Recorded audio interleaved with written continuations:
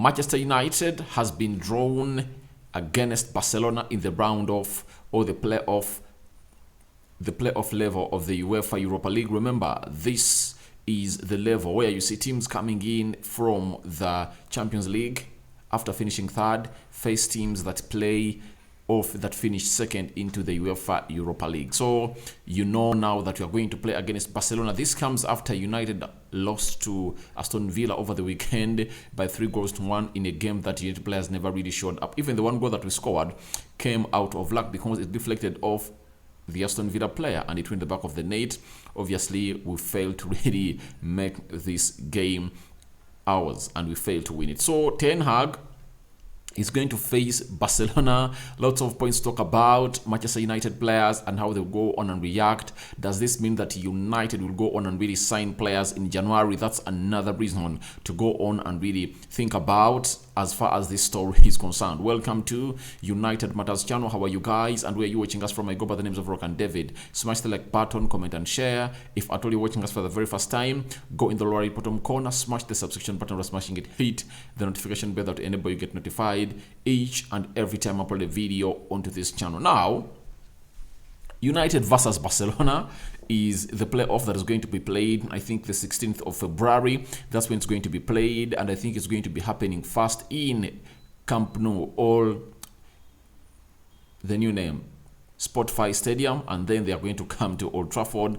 and do the needful. So, as things stand, United really looks as a team that is into what we call the building process. But even Barcelona too looks like is into the building process. But I believe United can really knock out Barcelona. I've seen people coming out and say that if at all they are told that they get out of the UEFA Europa League and really compete for the fourth spot, they will go for it. I don't agree with it.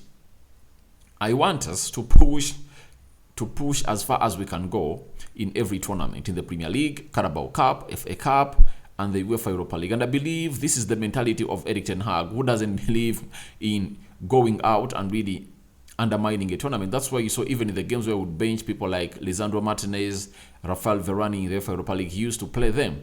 So he believes that these players are really going to go on and do a very good job for him. And you can't come out and really say that we should really get out of a certain tournament, because as the season was starting, we planned for 4 tournaments: the Premier League, the FA Cup, Carabao Cup, and the UEFA Europa League. And obviously, that's why he was calling in for more signings that can suit his system. And obviously, we have seen United lose the game of Aston Villa because of lack of squad depth. Believe me, if Erik ten Hag had players that could match the level of the players that he had in plan, the game of Aston Villa would have been a different result altogether, because he wouldn't have started players like Eriksson, Ronaldo, Lisandro Martinez, maybe players like Luke Shaw, Diego Dallo, because he doesn't have replacements or suitable replacements. Players available at Manchester United don't match the standards of the first starting 11, and if at all you really get them off and get on those that have been the bench, it's a total drop-off. It's a total drop-off. So I believe in what the manager is planning at Manchester United, but the game of Barcelona comes in a perfect time. Why? If the board of United believes that, they should go on and really go ahead and really all play the final of the Europa League and maybe win it. That will call for January transfer signings. And will the board really look at it like that? It's either way, they can and they can't. But if at all they think that we are going to go ahead and really compete with Barcelona and really knock it out, obviously, it's really going to depend on the signings you're going to make and who is going to be fit when you're going to play Barcelona. If we play Barcelona with De Gea in goal, Diego Dallo, Malacia playing as the left back, or Luke Shaw, Diego Dallo playing as the right back, Rafael Varane and Lisandro Martinez in the central defense, though Lisandro Martinez is suspended for the first game, but if at all Varane is back, he plays with Lindelof maybe, Casemiro, Eriksen, Bruno Fernandes, Anthony, Rashford, Martial or Ronaldo. In a 2-tie leg, I believe we can knock out Barcelona. That's it. I believe it. But if we really get like 2-3 injuries like we are, Sancho is out, Anton is out, Varane is out. You're seeing how those injuries are affecting us, because when you get close to 3 starters out of your team, that means you're totally weakening, because even Anton Martial has just returned. So it shows you that we have to go on and really bring in signings, because you'll never know who is going to be injured, when and how. So I believe that is one of the biggest questions that the United board is supposed to answer in the January transfer window. Do they need players? Do they need players? That's the big question. Do they need players with them? If they really do, they have to go on and really sign these players. If they don't, then that will be an indicator that they've really written off us winning the UEFA Europa League. And even if we stay in the UEFA Europa League, it's still going to be a very long season for United players to go on and not get fatigued, because very many games are really lined up for a team which goes by the names of Manchester United, because we have 2 games we never played into the Premier League against Crystal Palace and Leeds. They need to be rescheduled for United to go on and really play them. There is the Carabao Cup, FA Cup, and UEFA Europa League, and so that means we have to go on and really get in more players. And one thing that you might see as a positive is that maybe when we start playing in February, teams will start to rest like for a week, in a month like twice, because UEFA Europa League will be happening twice, not so?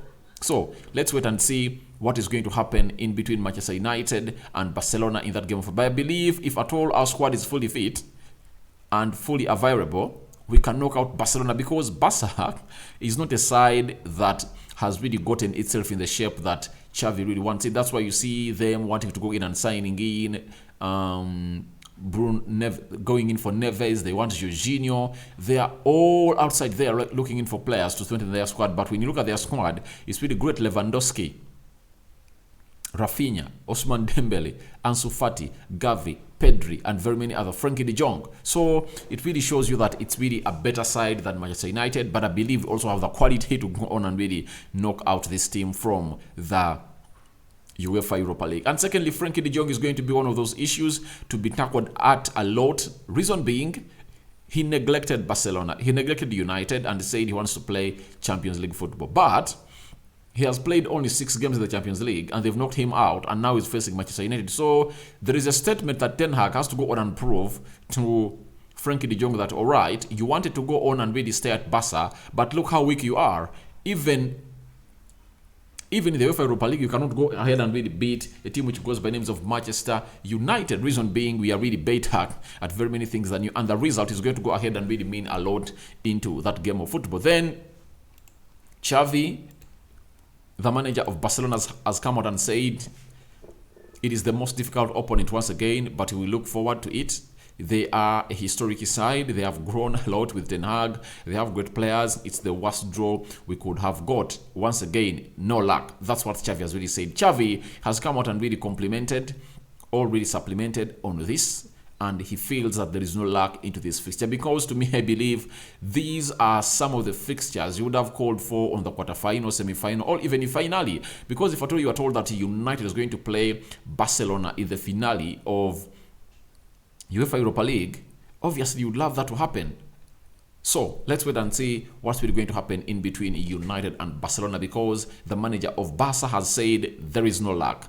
It's the worst draw we could have faced. And I believe Ten Hag is going to come out and really tell us something different altogether, because I believe in how he really comes out and really strengthens his squad. Then Xavi on Ronaldo versus Barca, he said he seems to me to be a great player. He has marked an era in the world football and can still make the difference. That is Xavi coming out and really hailing Cristiano Ronaldo. So guys, I don't know what you think about Manchester United versus Barcelona draw in the UEFA Europa League, and the team Manchester United looking down right now. Would they have really gotten themselves back and lifted up the stockings? That's the big question that most of us are really waiting to see being answered in the January transfer window, and obviously on the 16th, because who is going to win that game will depend on how United approaches the January transfer window, and obviously who will be fit by then, obviously available for Erik ten Hag to go on and really make him into his starting 11. So guys, thank you very much for watching in. Smash the like button, comment and share.